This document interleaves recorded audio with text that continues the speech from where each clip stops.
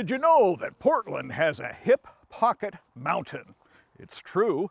Many folks who live in the Portland metro area look to Mount Hood on our eastern horizon and call it the most accessible, most enjoyable for outdoor recreation, a mountain right in our own backyard.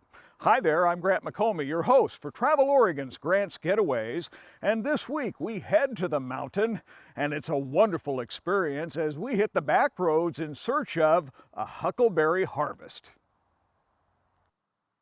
Early morning, when air is cool and scenery quiet, Mount Hood is a marvel. It's my favorite time to get a jump start on a day filled with mountain adventures. First stop, Government Camp, the Mount Hood Cultural Center and Museum.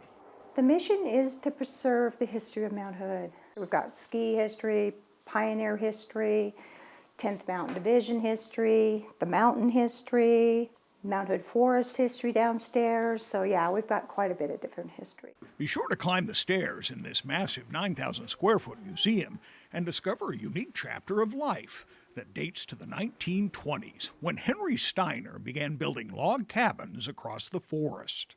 And to see what the vision that he had when he had a drawing such as that to go by and to actually put it all together and have it last for this long. Long before electric tools, hand tools like this froe, used for splitting shingles and shakes, demanded certain expertise. The Steiner family delivered.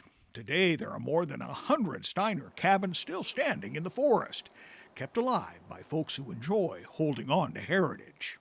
They're very proud of them, and some people have bought them and restored them to their former glory. And for a cabin to be around that many years, it's pretty impressive. And so is this forest, where a quiet back road can lead you to delicious rewards. I'm surrounded by huckleberries, so it's kind of like a bear in the woods. We were finding the purple ones, but now they're all light blue. So we've got two different varieties going. Best advice for finding a berry patch? If you see a huckleberry bush by the side of the road, chances are there are more, and you might stumble across a patch. Now, I remember doing this as a boy. And of course, when you're a kid, you're eating every other one anyway, so I wasn't a particularly good collector. They're super dyed. It'll come off, right? You remember when you did this as a boy, I suppose. Oh, yeah. Kevin had opened his mouth and all his teeth would be purple. Lips, tongue, teeth, everything purple. It's a wonderful activity to enjoy with family, with friends. It's really great to see visitors out there enjoying themselves and tasting a little bit of Mother Nature. You do this for a couple hours. You're sort of buried out, and then the best part's yet to come. Now it's time to head for the kitchen with a recipe called Huckleberry Crisp on this Outdoor Tip of the Week. And you're going to love this recipe because it's about as simple as picking the berries themselves, which is a good thing because with berries this fresh, my son likes to say, the sooner the better. He's going to be helping me assemble Huckleberry Crisp. Ingredients include 1/3 of a cup of sugar, 2 tablespoons of cornstarch, a pinch each of cinnamon, nutmeg, and salt. Mix those dry ingredients together and then add a tablespoon of lemon juice, and then all of the berries, at least 4 cups.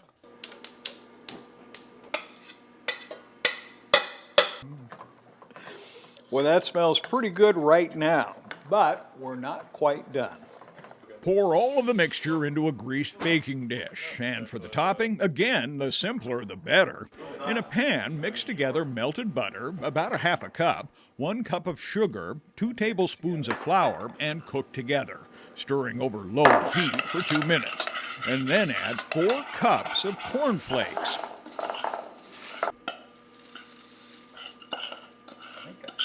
The dish goes into a preheated 350-degree oven for no more than 30 minutes, or until it's cooked through and the topping is crispy and crunchy. That huckleberry recipe is absolutely delicious. If you pick huckleberries, be sure you give it a try. And if you're looking for more outdoor adventure, be sure to give my new book a try, Grant's Getaways, a guide to wildlife watching in Oregon. Inside the book, you'll find 48 uniquely Oregon adventures, highlighting many of our fish and wildlife encounters through the years. Each adventure will set you on your own path, discovering more about Oregon. Scores of colorful photos by getaway photographer Jeff Kastner show off some of our finest moments in the field. We have all the details, directions, and the contact information so you can make your own outdoor adventure at Mount Hood right here on the Travel Oregon website. So until next week, get out here and enjoy the great Oregon outdoors. Let Travel Oregon be your guide. For Travel Oregon, I'm Grant McComey.